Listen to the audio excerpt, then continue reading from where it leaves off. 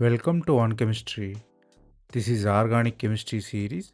Daily one question for you. Here you have cyclohexanone, side chain you have ester.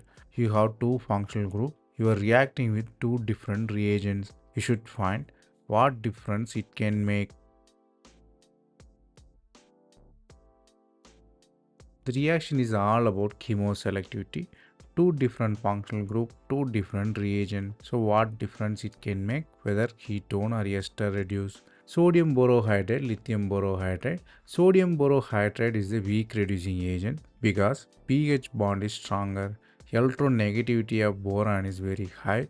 So what happened? H minus donation is not effective. So it's a weak reducing agent. Among the carbonyl, ketone is very reactive than ester because lone pair electron in the ester donate to the carbonyl, reduce the positive charge, not favorable for H minus attack.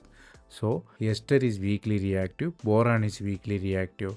So two weak tone combine. So sodium borohydride reacts with only ketone. Lithium aluminum hydride is a very good reducing agent. It reduces every carbonyl available in the system.